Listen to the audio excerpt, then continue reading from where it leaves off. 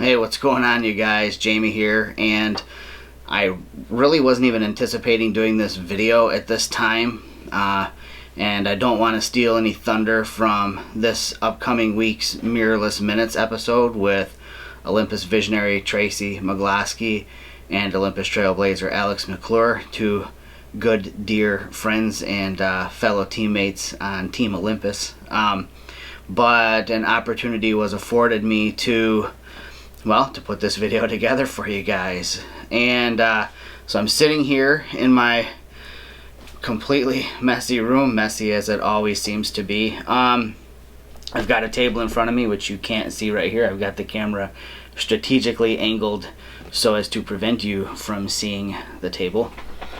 But I have a couple items sitting on the table, and it's pretty exciting. I love being able to do this. So this is like a twofer, okay? Rather than do two videos, which I could be like one of those people who's just trying to get some YouTube views and do two separate videos, I'm gonna bundle it into one. And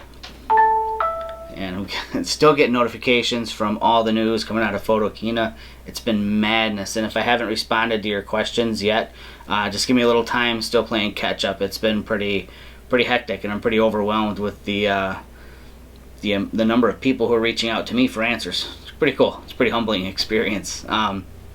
So anyways, let's get on with this video. So what am I doing here? It's been a long time since I've done one of these videos, but right here, right there, those are boxes. Yeah, we're gonna unbox some goodies. Where do I start first? Let's start with one that's probably gonna have mass appeal, and one that like I said, admittedly I wasn't really, too interested in it at first, and the more I start thinking about it and the more I'm seeing results from people like Alex McClure who've used this, I'm pretty excited for it, and I think it might actually change how my bag arrangement works and what I bring with me. So what are we talking about? There, how about that? The 12-100 F4 Pro. Wait, I had it right the first time. There we go. It's definitely not a scripted unboxing. And I'll just be right up front and tell you guys that I am not positive if this is the final packaging, what you'll expect from Olympus. I'm pretty sure it's probably really close, if not exactly what it's going to be. I haven't opened it up yet, so I don't know. This might be a sample unit, a pre-production unit.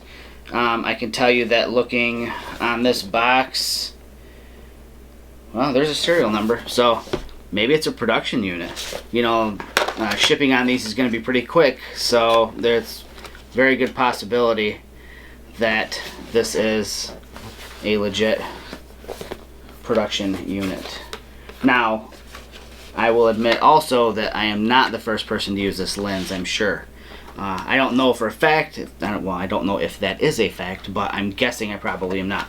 Although when we do get stuff that has been used by press or other members of the Visionary Trailblazer program, for testing purposes, everything seems to come back like it had never left the floor, the showroom floor. So this little cardboard container holds the lens pouch. Inside the box, nice piece of styrofoam to protect the precious. And you pull that off. It's like a cup holder or a beer can holder for a large can of beer.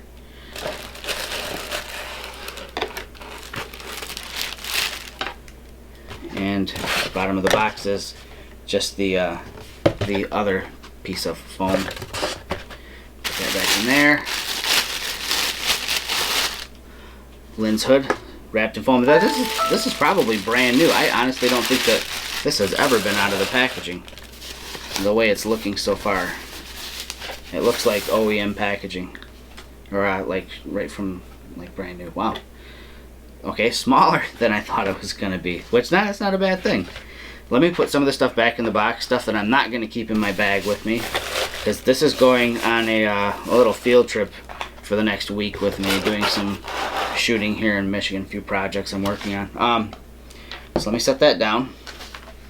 Actually, let me get the lens hood out. Love doing this. I love being able to do this. This is fun. It's a pedal design hood. Very similar to what you'd find on the 12 to 40. Put that back in the box. We'll close this beauty back up. I like that they're sticking with the beautiful black packaging. I like the big bold focal length on there. It's just kind of cool. I like that. Let me set this box off to the side. Let's take a look. Lens image stabilization switch on the side of the lens. Very cool. Lens function button. Definitely very cool. I spoke the other day about how I use those, and I think I owe some people a video on how I use the lens function button on my bodies. Manual focus clutch.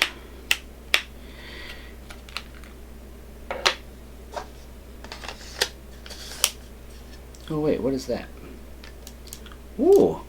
So I just noticed something I haven't heard anybody talk about. I guess you'd have to be an Olympus Freakazoid fan to understand this, but there's a little button right here on the side of this lens hood. The lens hood's locked on. I like this.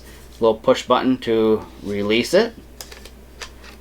So there are people, a lot of people I know, who have mentioned that if you have the lens hood on and you're carrying it over your shoulder and it's rubbing on your side, there have been instances where the lens hood has actually spun off the lens.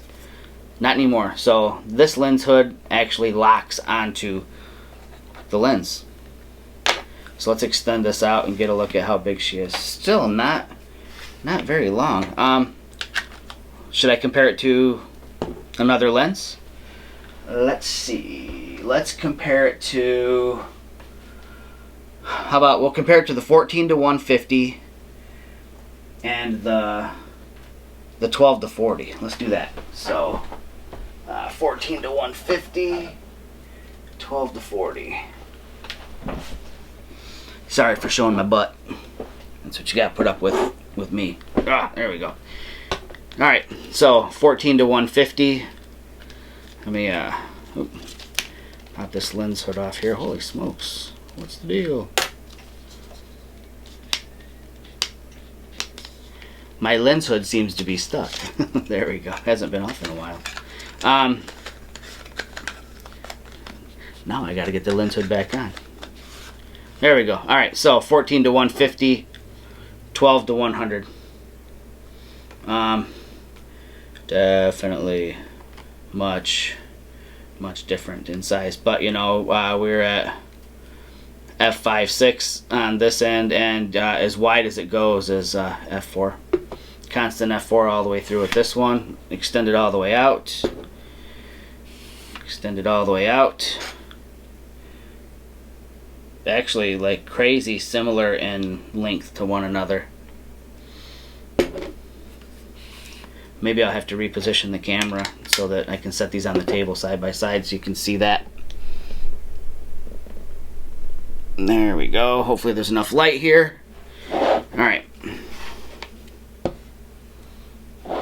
So you kind of get an idea for length there. 12 to 40. And I probably should just be doing this without lens hoods. I gotta remember to push the little release button for this bad boy. Alright, 12 to 40. f2.8 Pro. Next to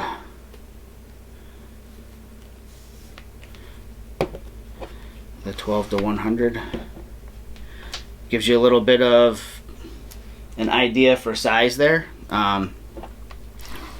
Really, I'm still amazed at how small it is. It's not as big as I thought it would be. Again, so just cosmetic changes that I noticed that I like. The focal length is definitely larger, easier to read, more bold. I am 43 years old now, and anything to help my vision now, it's good. Alright, so 12 to 40, 14 to 150. So what do you think about that comparison, you guys? The size of this lens is a lot less than I thought it would be. So really easy to definitely do a one body, one lens in a small bag setup without a doubt. Like super easy to pull that off. So I think this is going to be, man, it's going to be like the travel lens, I think, for people. I think this is going to be kind of a big deal. Kind of a bigger deal than I thought it was going to be at first. 12 to 100. I can't wait to go shoot with this. It's going to be fun. So let me put that over there out of the way, and let me get rid of these two right here. And I'm trying to figure out how to compare this 25 millimeter f1.2 that is sitting over here. I mean, you knew that's what it was, right? Alright, so let me put these guys back. And I guess we can start off with a couple of different 25 millimeters. We'll start off with the mZuiko 25 millimeter f1.8. Let me tilt the camera back down for you guys. We'll do it this way. Sorry, no cuts in my editing. This is all straight right off the cuff. So again, the 25 millimeter f1.8. This is the Voigtlander 25 millimeter f.95. This is the replacement for both of those, and then some. Get those out of the way. We'll open this bad boy up. There's a little mark on the box here. Thinking maybe somebody else got to fondle this before I did. Lens pouch.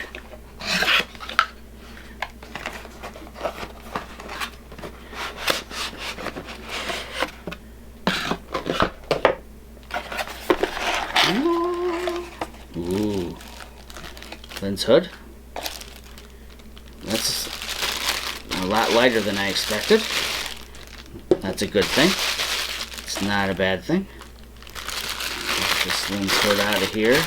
Curious if this lens hood has that same locking mechanism. Yes, it does. Okay, this is cool. I'll tell you what, Olympus keeps doing stuff like this. It's the little things that make the big difference in the long run. Attention to detail. I think that is something that they are king of the game with. Apparently I'm not, because I can't remember how this came out of the box. There we go. Alright, so get the pouch back in there, because I'm not one for carrying pouches. Why do I always feel like a moron trying to figure out how this all went back together? It didn't go like that. It went like... This is definitely entertaining, right? I can't do it. Oh my gosh.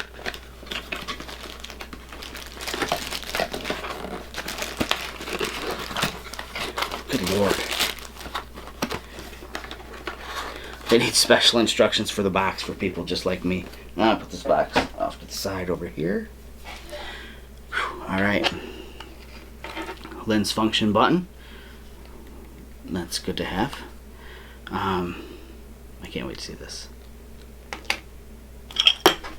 Whoa, the rear lens cap was barely on. Let me pick that up off of the floor here.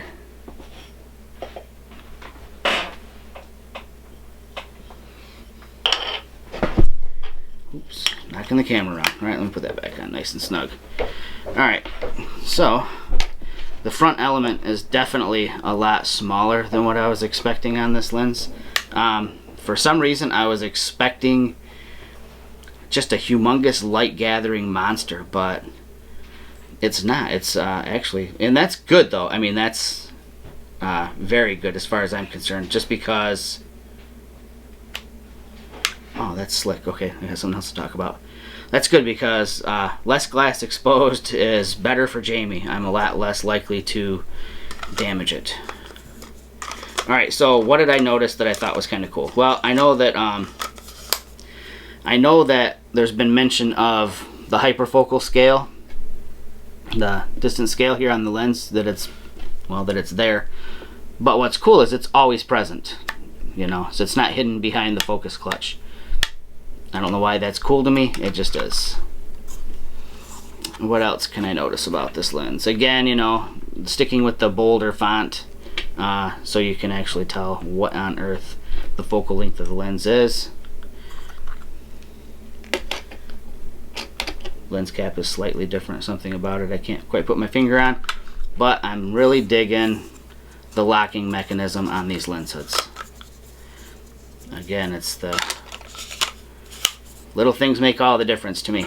So how does it compare to, you know, the 25 millimeter f1.8? Well, it's almost silly to do this comparison but I will anyways. I know. But the construction of this versus this, not even in the same universe anymore. A lot simpler design and construction. Not that the build quality or anything is bad with the 1.8 lenses. It's just not anything nowhere near as exotic as this is, or nowhere near as bright. The difference between 1.8 and 1.2 is pretty significant. So there you have it. You know to keep an eye on my Flickr stream. Keep an eye on my Facebook page, and I'll definitely do a follow-up video just to kind of give you my impressions of how it was shooting with it over the next week.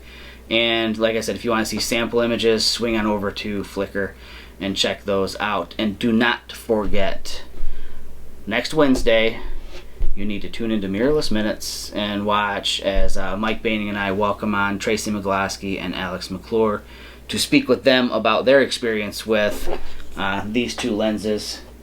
And I guess I'll be able to talk too now, whereas I didn't think I would be doing any of my opinion. I thought it was going to be all more or less just getting their feedback. So it'll be kind of cool to get 3 different shooters' perspectives on the things. I guess that's it for tonight, you guys.